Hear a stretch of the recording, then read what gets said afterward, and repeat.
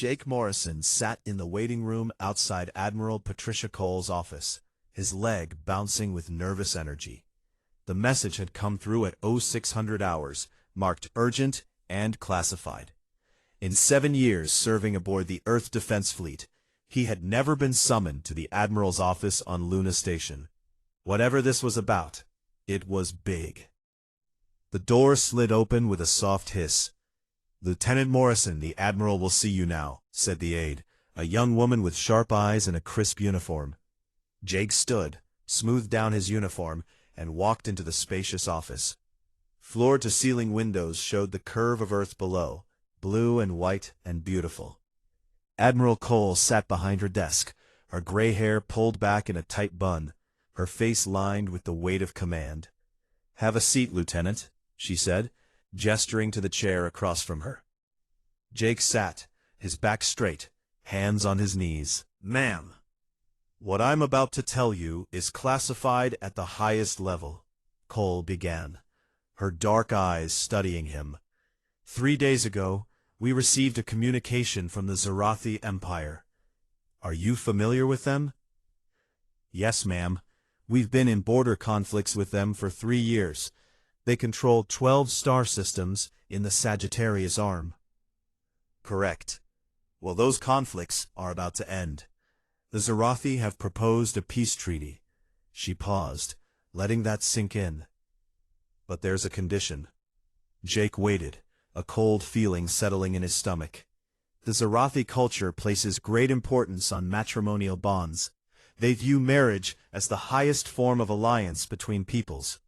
To cement this peace treaty, they have requested a cultural exchange. Specifically, they want one of our officers to marry into their nobility. The words hung in the air like a bomb waiting to explode. "Ma'am, you can't be serious." "I'm completely serious, Lieutenant. We've spent weeks analyzing their proposal, consulting with xenoanthropologists, diplomats, everyone we could think of. This is legitimate. The Zerathi truly believe that without this bond, any treaty between our peoples would be meaningless." Jake's mind raced. "And you're asking me because you fit their criteria. Unmarried, between the ages of 25 and 35, an officer with a clean record, and most importantly, you scored highest on the cultural adaptability tests we administered to all potential candidates. You also have experience with first contact protocols from your time in communications." "I never thought those tests were for this," Jake said, his voice barely above a whisper. Admiral Cole leaned forward, her expression softening slightly. "I know this is a lot to take in. You have 24 hours to make your decision. If you refuse, there will be no mark on your record. We'll find another candidate. But I need you to understand what's at stake here. 3 years of war have cost us 17,000 lives. The Zerathi have superior weapons technology. If this war continues, we could lose millions. This peace, strange as the condition may be, could save countless lives." Jake looked out the window at Earth. Somewhere down there was his hometown in Colorado, the mountains he used to hike as a kid, his parents' house where he'd grown up dreaming of the stars. He had joined the fleet to protect that world, to make sure humanity had a future among the stars. "What can you tell me about the bride?" he asked. "Very little. The Zerathi are extremely private about their nobility. We know she is of high rank in their society, that she has agreed to this union, and that she is considered compatible with human biology, according to their medical experts. The ceremony will take place on Zerathi Prime in 3 weeks, assuming you accept." 3 weeks, Jake repeated. "That's not much time." "No, it's not. You would begin cultural training immediately. Language protocols, social customs, diplomatic etiquette. We would do everything we could to prepare you." Jake stood and walked to the window. Earth rotated slowly below, peaceful and beautiful from this distance. You couldn't see the wars, the suffering, the billions of people just trying to live their lives. "Can I ask you something, ma'am?" he said, still looking at the planet. "Of course. If you were in my position, what would you do?" Admiral Cole was quiet for a long moment. I would be terrified, but I would also remember why I put on this uniform in the first place. We serve something bigger than ourselves. Jake turned back to face her. I don't need 24 hours, ma'am. I'll do it. The Admiral's eyebrows rose slightly. You're certain? No, Jake admitted with a weak smile. But I don't think I'd be any more certain tomorrow. If this can end the war, if this can save lives, then it's worth it. Even if I have to marry someone I've never met, even if she's an alien. You're a brave man, Lieutenant. Or a crazy one. My friend Danny is going to think I've lost my mind. The next 3 weeks passed in a blur. Jake was pulled from his regular duties and thrown into intensive training. He spent 8 hours a day learning the Zerathi language, a complex system of sounds that his vocal cords could barely produce. The translator implant they gave him helped, but he wanted to make the effort to learn. He studied their culture, their history, their complex social hierarchies. The Zerathi were an ancient race, their civilization spanning thousands of years. They valued honor, loyalty, and family bonds above all else. Their empire was vast and powerful, held together by an intricate web of noble houses and traditional alliances. What struck Jake most was how important marriage was to them. A Zerathi marriage wasn't just about love or companionship. It was a sacred bond that connected families, sealed agreements, and created unbreakable ties between individuals. Divorce was almost unheard of in their culture. When two Zerathi married, it was for life. You understand the weight of this, said Dr. Helen Price, the xenoanthropologist assigned to his training. Once you go through with this ceremony, the Zerathi will consider you bound to your wife for life. Their concept of marriage is even more permanent than traditional human marriages. I understand, Jake said, though his stomach churned with anxiety. Danny Park visited him the night before he was scheduled to leave for Zerathi Prime.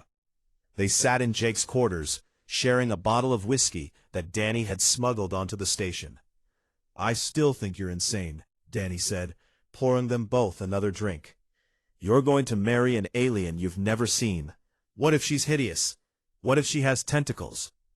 The reports say they're humanoid in appearance, and anyway, it's not about what she looks like. It's about ending the war, Danny said. You always were too noble for your own good, he added, with pride in his voice. I'm going to miss you, buddy. I'm not dying, I'm just getting married. To an alien, on a planet 12 light-years away. Same thing. They laughed, but it was hollow. Both of them knew that after tomorrow, Jake's life would never be the same. The next morning, Jake boarded the diplomatic shuttle that would take him to Zerathi Prime. As Luna Station grew smaller behind him and the stars stretched out ahead, he wondered what his bride would be like. Would she resent this arrangement? Would they be able to communicate, to understand each other? Could two beings from different worlds ever truly connect? He had no answers. All he had was hope, duty, and the knowledge that he was doing this for something greater than himself. For humanity's future among the stars.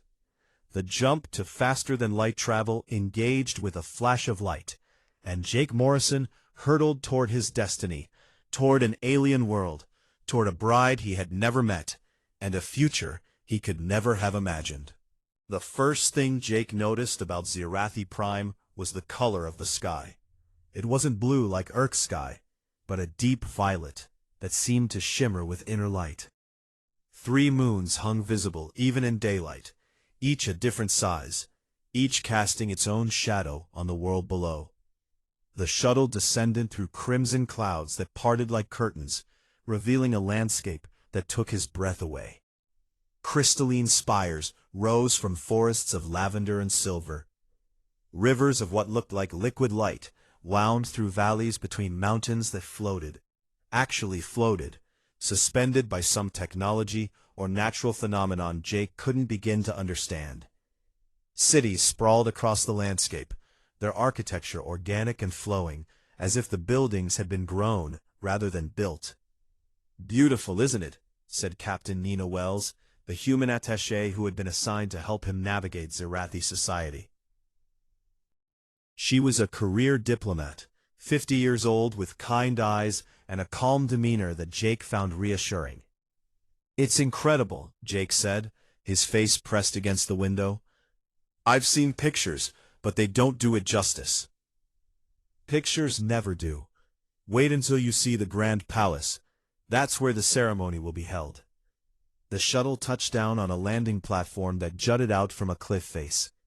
Below, Jake could see a city stretching to the horizon, alive with movement and light.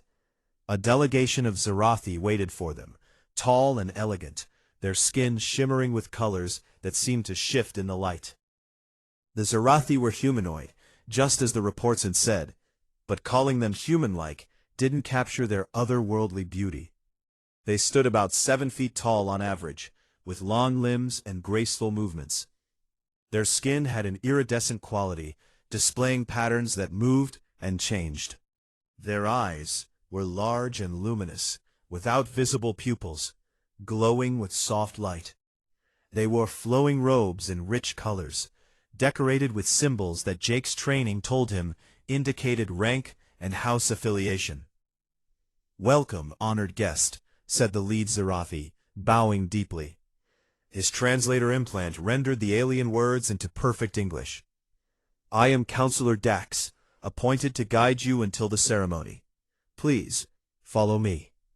They were escorted through corridors of polished stone that seemed to glow from within. Everywhere Jake looked, he saw wonders. Gardens that grew sideways on walls, fountains where water flowed upward, artwork that moved and changed as you watched it. The palace was alive in a way that no human building could ever be. "Your quarters," Dax said, gesturing to a suite of rooms that were larger than Jake's entire apartment back on Earth. "You have 3 hours to rest and prepare. The ceremony begins at sunset, when all 3 moons are visible in the sky.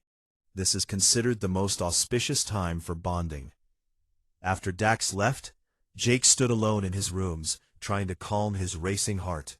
In 3 hours, he would marry an alien noble he had never met. The weight of it crashed down on him all at once. What was he doing? This was insane. He was light years from home, about to bind himself for life to someone he couldn't even imagine. Captain Wells found him sitting on the balcony, staring out at the alien sky. "Second thoughts?" she asked gently. "About 1,000,000 of them." She sat beside him. "That's normal. For what it's worth, the Zerathi take this very seriously. Your bride has agreed to this union, which means she understands the importance of what you're doing. You won't be alone in this." "Do you know who she is?" "They still haven't told me anything about her." Wells hesitated. "I know some things, but I was told it wasn't my place to say." "You'll meet her soon enough." The ceremony was held in the Grand Throne Room, a space so vast that Jake couldn't see the far walls. Thousands of Zerathi filled the chamber, all dressed in their finest robes, all silent and watching. The ceiling was transparent, showing the violet sky and the 3 moons beginning their alignment. Jake stood at the altar in his formal Earth Fleet uniform, the dark blue fabric feeling too tight, too warm. His hands were sweating. His heart pounded so hard he was sure everyone could hear it. Beside the altar stood the High Priest, an ancient Zerathi, whose skin patterns were so complex they seemed to tell entire stories. Music began, not sound exactly, but vibrations that Jake felt in his chest. The assembled Zerathi turned toward the entrance, and then, as one, every single Zerathi in that enormous room dropped to their knees, their heads bowed low. Jake's translator implant caught the whispers, the words repeated like a prayer. "Supreme Monarch Lyra, Keeper of the Eternal Flame, Sovereign of 12 Suns, Blessed of the Ancients." His brain stuttered to a stop. Supreme Monarch, not a noble, not a high-ranking member of their society. The Empress, the ruler of the entire Zerathi Empire. She entered through doors that seemed to be made of pure light. Lyra moved with a grace that made the other Zerathi look clumsy by comparison. She was taller than the others, perhaps 8 feet, though it was hard to tell because she seemed to glide rather than walk. Her skin was unlike anything Jake had seen, shimmering with patterns of silver and gold that flowed like water. Her eyes were the color of starlight, bright and ancient and infinitely deep. She wore robes that seemed to be woven from moonbeams, trailing behind her like liquid mercury. Upon her head rested a crown, but not a crown of metal or jewels. It appeared to be made of pure light, floating above her head, pulsing gently with each step she took. Jake forgot to breathe. This was his bride. This being of impossible beauty and terrible power was going to be his wife. As she approached the altar, Jake saw something in those alien eyes that he didn't expect. She was nervous. Despite her power, despite the thousands bowing before her, Lyra looked at him with uncertainty, maybe even fear. The high priest began the ceremony, speaking in the ancient Zerathi tongue. Jake's implant translated, but the words flowed over him like water. He was supposed to respond at certain points, phrases he had memorized, but his mouth felt dry. When it came time for the binding, Lyra extended her hand. It was larger than his, with long fingers that ended in points of light. Jake took it, and the moment their skin touched, he felt something like electricity pass between them. Lyra's eyes widened slightly. She felt it too. The high priest wrapped their joined hands with threads of bioluminescent fiber, each thread glowing a different color. With each wrap, the priest spoke blessings in that ancient language, calling upon gods Jake had never heard of, invoking powers beyond his understanding. "Do you, Jake Morrison of Earth, accept this sacred bond?" the priest asked. "Do you pledge your life, your honor, your heart to Lyra, supreme monarch of Zerathi, until the stars grow cold and the universe falls silent?" "I do." A celebration that felt older than human civilization. Lyra turned to face Jake fully for the first time. Up close, he could see that her skin patterns weren't random. They formed symbols, letters in some ancient script, constantly shifting and rearranging. Her eyes studied him with an intelligence that was both alien and achingly familiar. "Hello, husband," she said softly, her voice meant only for him. "I hope you can forgive me for the deception. My council thought it best not to reveal my identity until the ceremony. They feared you might refuse." "They might have been right," Jake admitted. "I signed up to marry a noble, not the Empress of 12 star systems. And yet, here you are." Something that might have been a smile touched her features. "You are very brave, Jake Morrison of Earth. Or, very stupid. I haven't decided which yet." This time, she definitely smiled, and Jake realized that despite everything, despite the impossible situation he found himself in, he wanted to know this being. He wanted to understand her. The celebration continued around them, but in that moment, Jake and Lyra stood in a bubble of quiet. Two beings from different worlds, bound together by ceremony and treaty, and something neither of them quite understood yet. Whatever came next, Jake knew his life would never be the same. He had married a monarch, an empress, a being of power beyond his comprehension. And somehow, he would have to find a way to make it work. The first week of marriage to an empress was nothing like Jake had imagined. Not that he had known what to imagine, but the reality was stranger than any fantasy. He woke each morning in quarters so luxurious they made him uncomfortable, ate food that was delicious but unfamiliar, and spent most of his days alone. Lyra was busy. That was the simple truth of it. She ruled 12 star systems, billions upon billions of beings, and her duties consumed nearly every hour of her day. Jake would see her at formal dinners, surrounded by advisors and nobles, discussing matters of state in the flowing Zerathi language that his implant struggled to translate quickly enough. She would nod to him politely, acknowledge his presence, but they were never alone. He had a title now, Prince Consort Jake Morrison. It sounded absurd every time someone used it. He had been assigned advisors, tutors, and guards. A Zerathi named Kren served as his personal guide, a younger male with blue-green skin patterns who seemed bemused by the whole situation. "You seem restless, honored consort," Kren observed one morning as Jake paced his balcony for the 100th time. "I feel useless," Jake admitted. "Back home, I had a job, a purpose. Here, I'm just decoration. You are the symbol of peace between our peoples." "That is no small thing," Kren said. "A symbol isn't a person. I want to do something, anything. I want to understand this world, understand her." Kren's patterns shifted to a warm orange. What Jake had learned was amusement. "The Empress is not an easy being to understand. Many have tried." "Well, I have to try, don't I? She's my wife." The words still felt strange on his tongue. Wife. How could someone be your wife when you had barely spoken to them? When they lived in different worlds, even while sharing the same palace.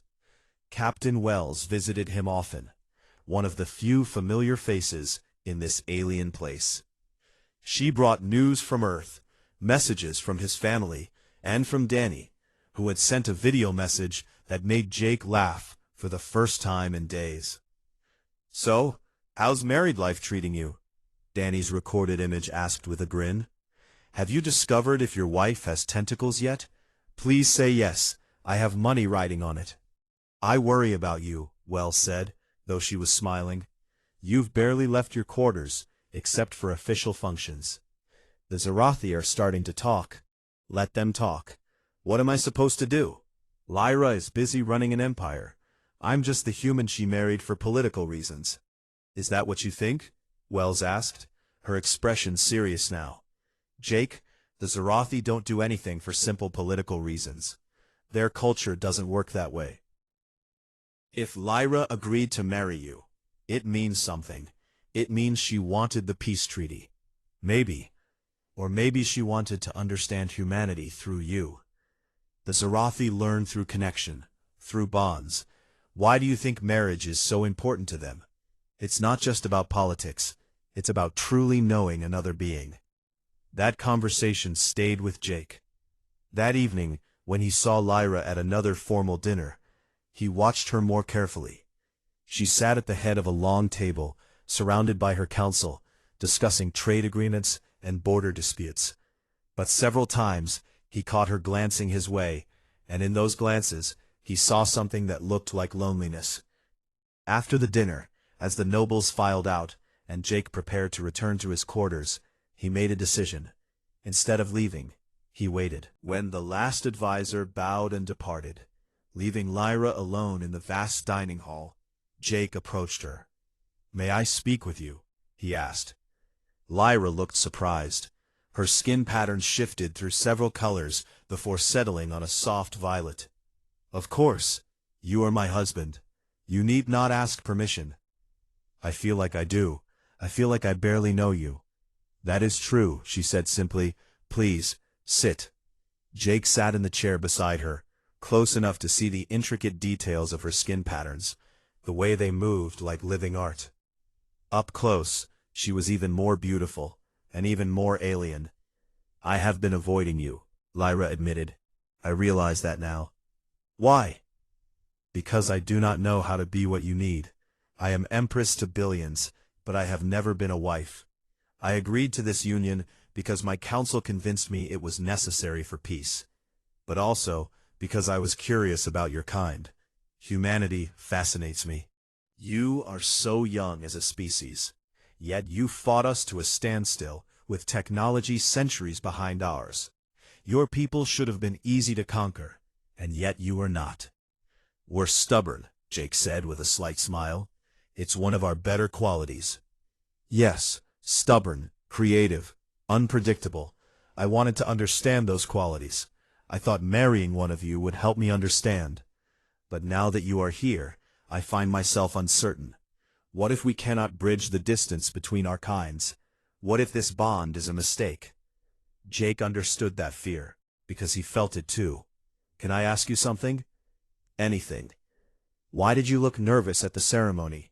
I saw it in your eyes. You were afraid. Lyra's patterns shifted to deep blue. The color Jake had learned meant sadness or worry.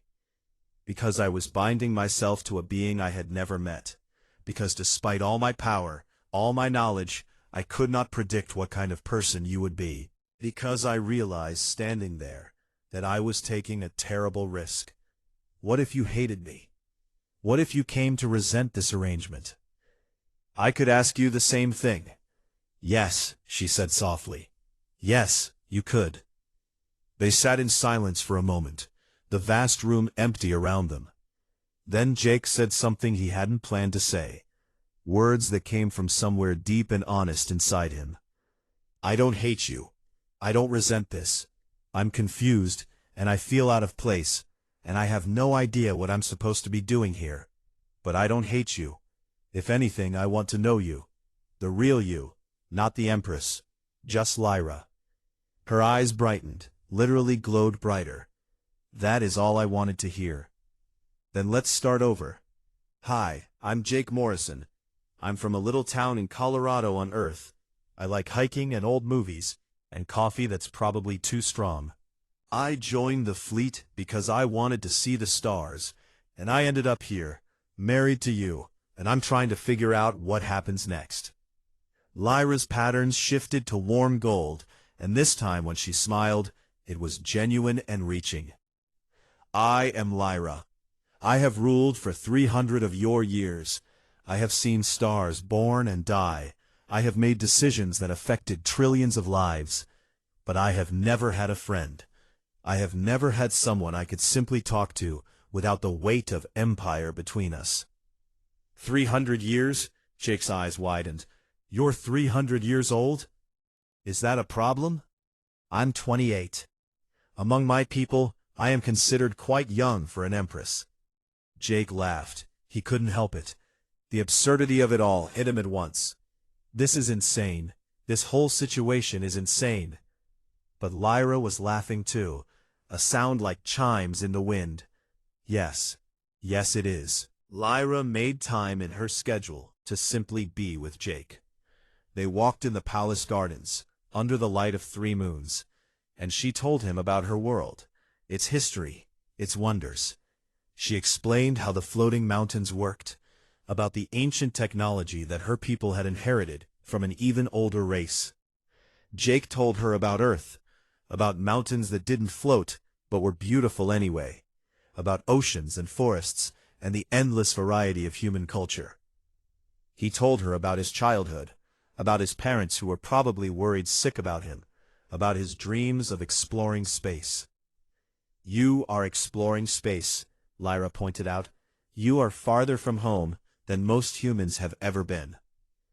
True, though I never imagined I'd be doing it as a prince consort, married to an alien empress. Life rarely goes as we imagine.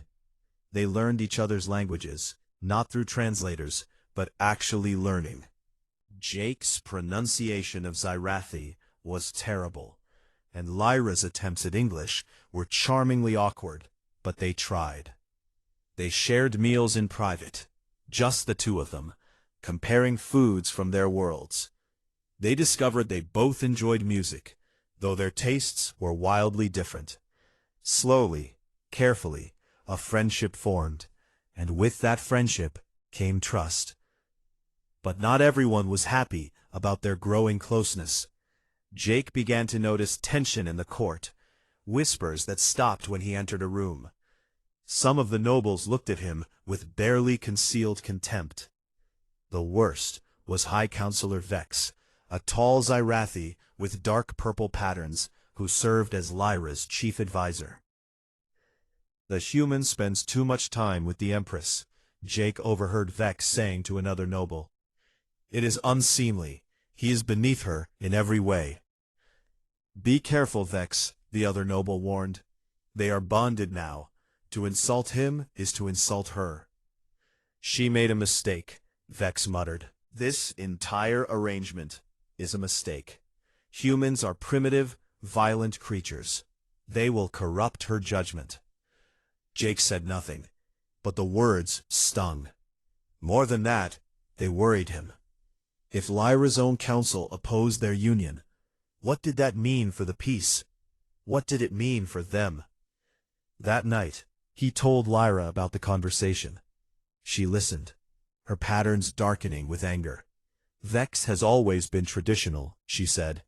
He opposed the peace treaty from the beginning. Do not let his words trouble you. But what if he's right? What if I am corrupting your judgment?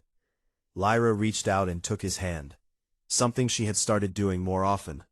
The touch still sent that strange electricity through him, that sense of connection. Jake Morrison, you have done nothing but show me kindness, curiosity, and honest friendship. You have asked for nothing, you have demanded nothing. You simply try to understand. That is not corruption. That is exactly what I needed. But Jake couldn't shake the feeling that Vex's opposition was more than just words. Something was wrong, a tension building beneath the surface of this beautiful alien world. And whatever it was, he and Lyra were at the center of it. 3 months into his marriage, Jake woke in the middle of the night with the certainty that something was wrong. He lay in his bed, staring at the ceiling where bioluminescent patterns moved like slow stars, and tried to identify the feeling. It was like an itch in his brain, a pattern he couldn't quite see, but knew was there. His years as a communications officer had taught him to spot irregularities, to notice when things didn't add up. And lately, too many things weren't adding up. 2 weeks ago, Lyra's food taster had fallen violently ill. The official explanation was a rare allergic reaction, but the timing bothered Jake. Then there was the sudden change in palace security protocols. New guards he didn't recognize, schedule changes that Lyra herself seemed surprised by. Small things individually, but together they formed a pattern. Jake got out of bed and walked to his desk, pulling up the datapad that Kren had given him. It contained his daily schedule, palace maps, and access to certain low-level palace systems. He started making notes, writing down every irregularity he had noticed over the past month. The food taster incident, the new guards, 3 separate occasions when Lyra's daily schedule had been altered without her direct approval. A shipment of weapons-grade materials to the palace that made no sense. Encrypted communications between certain council members that happened outside normal channels. In his old job, Jake would have flagged these anomalies immediately. But here, he had assumed it was just the normal operation of an alien empire he didn't understand. Now, looking at it all together, he saw something else. A pattern. A plan. Someone was preparing for something, and whatever it was being kept hidden from Lyra. The next morning, Jake sought out Captain Wells. She had an office in the human embassy wing of the palace, a small slice of Earth in this alien world. When Jake entered, he found her reviewing trade agreements, a cup of coffee steaming on her desk. "Jake, what's wrong? You look terrible. I need to show you something, and I need you to tell me if I'm paranoid or if I'm seeing something real." He laid out everything he had noticed, every irregularity, every strange occurrence. Wells listened carefully, her diplomatic training evident in the way she absorbed information without judgment.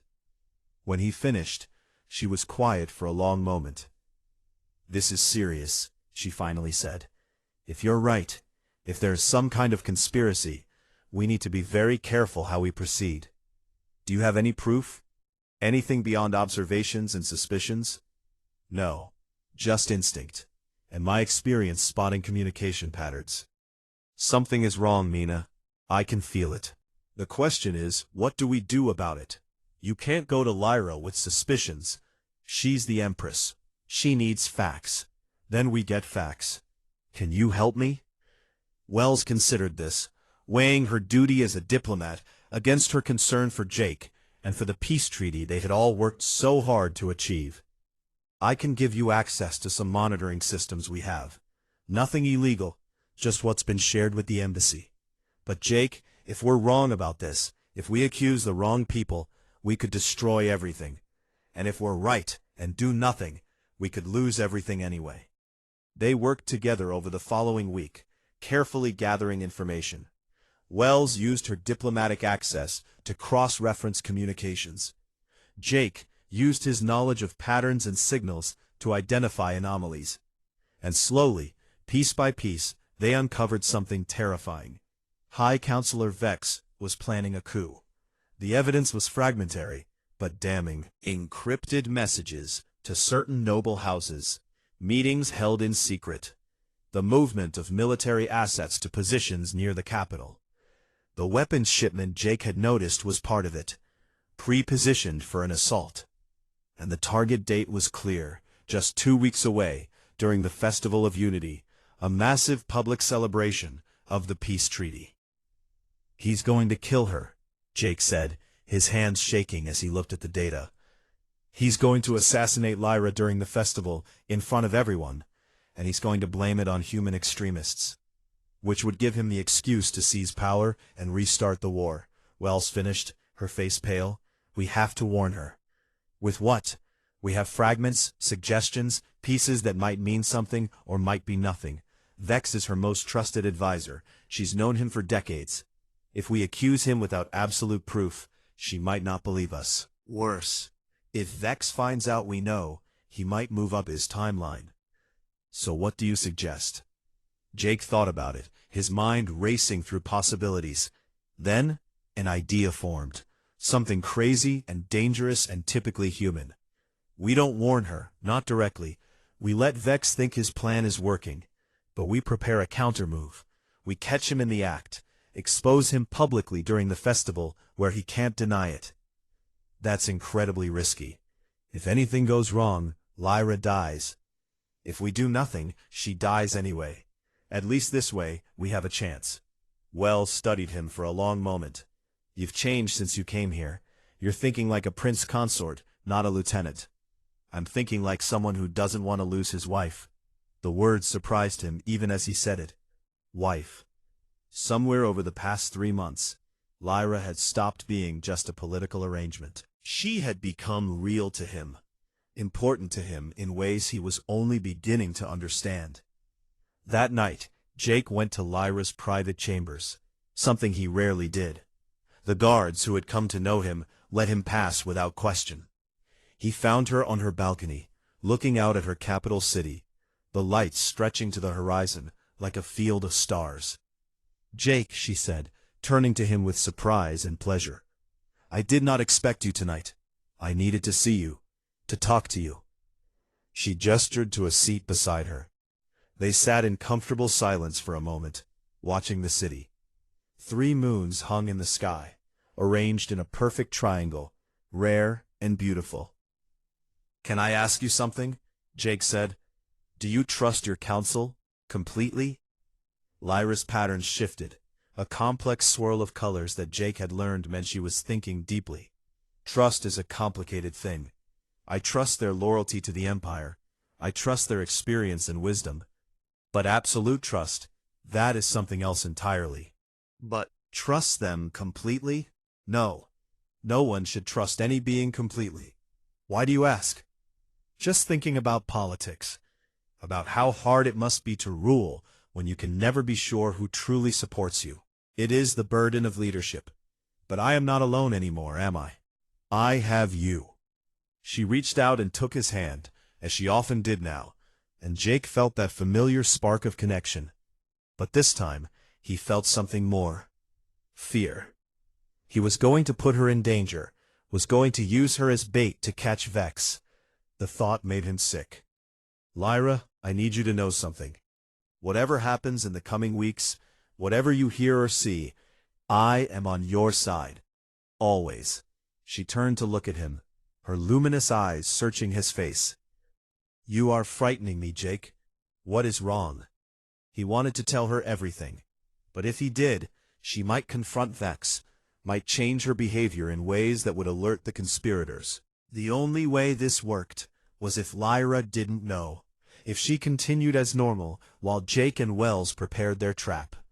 "Nothing is wrong. I just wanted you to know. That's all." She didn't believe him. He could see it in the way her patterns shifted to worried blue. But she didn't press. Instead, she squeezed his hand gently. "I know, Jake Morrison. I know you are on my side, just as I am on yours." The next 2 weeks were the longest of Jake's life. He and Wells worked with a small team of trusted human security personnel, preparing for the festival. They identified Vex's likely strike team, tracked their movements, and positioned their own counterforce. Every day, Jake had to smile and act normal, while knowing what was coming. Lyra knew something was wrong. He could tell. She watched him with concerned eyes, asked if he was feeling well. He lied and said he was fine, just nervous about the festival, about appearing in front of so many people. She accepted his explanation but didn't believe it. The Festival of Unity arrived with perfect weather, all 3 moons visible in the daylight sky, an omen of great fortune according to Zerathi tradition. The Capitol Plaza was filled with hundreds of thousands of Zerathi, and the small human delegation from Earth. Lyra would give a speech from the palace balcony, a speech that would be broadcast across all 12 star systems. Jake stood beside her, dressed in formal robes that marked him as prince consort.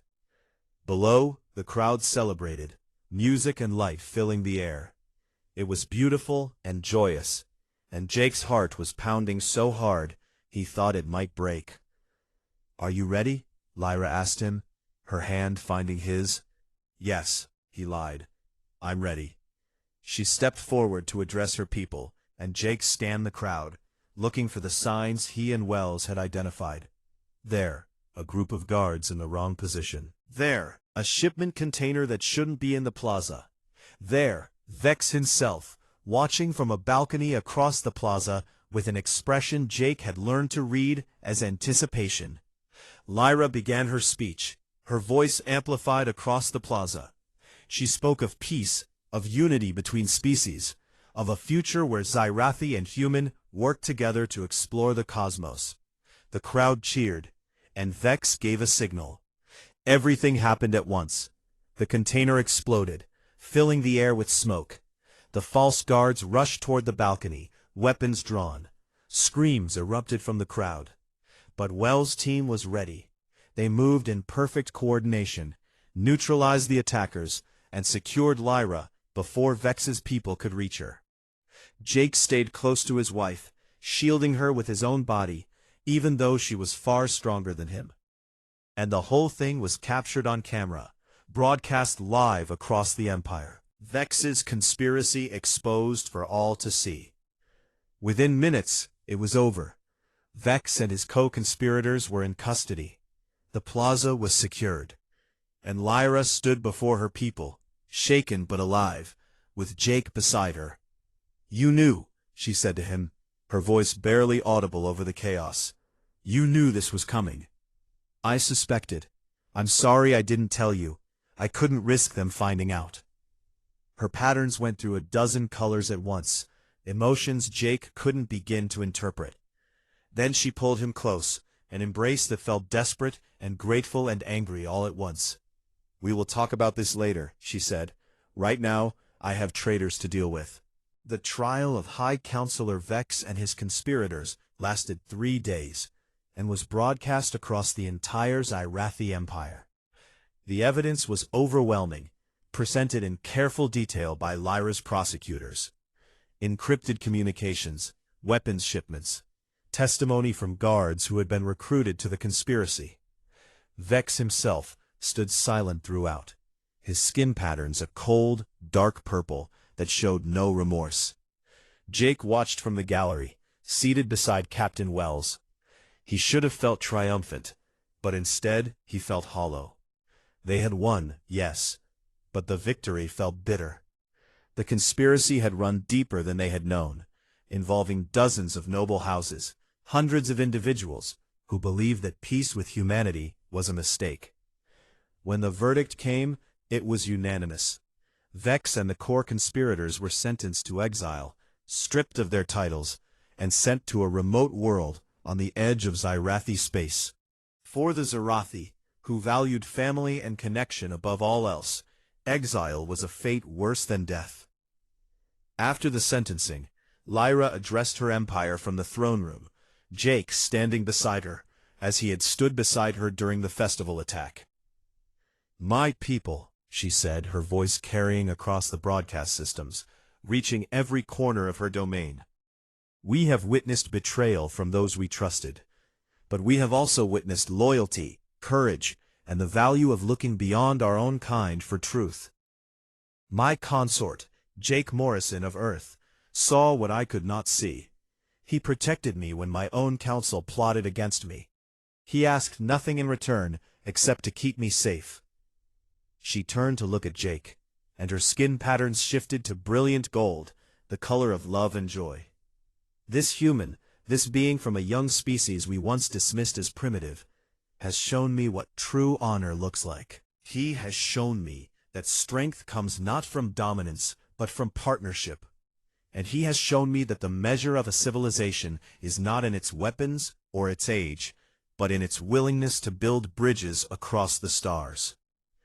The audience hall erupted in a sound that Jake had learned was the Zerathi version of applause, a harmonic resonance that made his bones vibrate. But that night, alone in Lyra's private chambers, the Empress was less composed. She paced her rooms, her patterns shifting through angry reds and sad blues. "You should have told me," she said, not for the first time. "You should have trusted me with the truth." "I wanted to," Jake said, sitting on the edge of her massive bed, watching her move. "Every day I wanted to tell you, but I was afraid. Afraid that if you knew, you might change your behavior. Afraid that Vex would notice and change his plans. I made a choice, and maybe it was the wrong choice, but I made it to protect you. And if you had been wrong, if there had been no conspiracy, you would have destroyed my relationship with my most trusted advisor based on human suspicions. I know. I thought about that every day, but I couldn't risk your life on the chance I was wrong." Lyra stopped pacing and turned to face him. "You used me as bait." "Yes. Without my knowledge or consent. Yes. You put yourself in danger to protect me, even though I am far more capable of defending myself than you are." "Yes." She was quiet for a long moment, her patterns cycling through colors too quickly for Jake to interpret. Then, slowly, they settled on soft violet, the color of affection and contentment. "You truly care for me," she said, and it wasn't a question. "Yes," Jake said again, and this time the word meant everything. "I know. This started as a political arrangement. I know you married me to secure peace with Earth. But somewhere along the way, it became real for me. You became real, and I couldn't bear the thought of losing you." Lyra crossed the room and sat beside him on the bed. Up close, he could see every detail of her alien beauty, the way her skin patterns moved like living art, the depth of her luminous eyes. "It became real for me too," she confessed. "I have ruled for 300 years, Jake Morrison. I have known thousands of beings, formed alliances, made enemies, commanded armies, but I have never known friendship. I have never known someone who saw me as simply Lyra, not as Empress, not as sovereign, but as a person, until you." She reached out and touched his face, her hand warm against his skin. "When I agreed to this union, I thought I was making a sacrifice for my people. I thought I was binding myself to a stranger for political necessity. But you have become so much more than that. You have become my friend, my confidant, my partner. Your husband," Jake said softly. "Yes, my husband. In truth, not just in ceremony." Jake didn't know which of them moved first, but suddenly they were kissing, an awkward thing at first, because their mouths were shaped differently, their biology alien to each other. But they learned, adapted, found a way to make it work, just as they had learned to make everything else work. The months that followed were a time of change and growth. With Vex's conspiracy exposed, the voices opposing human Zerathi cooperation were discredited. Lyra used the opportunity to push through reforms, establishing closer ties with Earth, creating joint scientific programs, opening trade routes. Jake found his role changing too. No longer just a symbol, he became an active voice in the council, representing human interests, offering perspectives that the Zerathi had never considered. His ideas were often seen as strange, sometimes dismissed as too radical, but just as often, they were adopted and implemented. He established cultural exchange programs, bringing human teachers to Zerathi worlds and Zerathi scholars to Earth. He worked with both governments to create a framework for cooperation that went beyond simple peace into true partnership. And his relationship with Lyra deepened. They were no longer just political allies, or even just friends. They were truly married, a partnership that bridged two worlds and two species. One evening, about a year after the failed coup, Lyra came to Jake with a proposition. They were in the gardens, walking under the light of 3 moons as they often did. "I've been consulting with our medical experts," she said. "They tell me that with our advanced genetic science, it is possible for us to have a child, a hybrid of our 2 species. It would require careful engineering, but it can be done." Jake stopped walking. "A child? If you wish it. I understand this is sudden, and you are still young by human standards. But I wanted you to know it was possible. Wanted to know if it was something you might want." Jake thought about it, about what it would mean to bring a child into this strange, beautiful, complex situation they had created. A child who would be both human and Zerathi, both Earth and alien, a living symbol of the peace they were building. "I want it," he said. "I want a future with you, Lyra, a real future, a family." Her patterns blazed with golden light, so bright that Jake had to shield his eyes. "Then we will create one, together." The pregnancy was long by human standards, nearly 2 years, but Zerathi biology was different. Jake spent those 2 years in a state of constant wonder and terror, watching Lyra's body change, feeling the life growing inside her through their bond. The Zerathi believed that married couples shared a psychic connection, and Jake had come to believe it was true. He could feel Lyra's emotions, her joy and fear and love. When their daughter was born, Jake wept. She was beautiful in a way that transcended both their species. She had Jake's basic human shape, but her skin had the faint shimmer of Lyra's patterns, subtle enough that she could pass for human, but distinct enough to show her heritage. Her eyes were large and luminous like her mother's, but they were brown like Jake's. They named her Hope Morrison Lyra, because that's what she represented. Hope for a future where human and Zerathi could not just coexist, but truly unite. Admiral Cole came from Earth for the celebration, along with Jake's parents and a delegation from the Earth government. Danny Park came too, now a captain himself, and when he saw the baby, he laughed and cried at the same time. "You did it," Danny said to Jake, holding Hope carefully in his arms. "You crazy, beautiful fool, you actually did it." "Did what?" "Changed the galaxy, made the impossible possible, fell in love with an alien empress and made it work."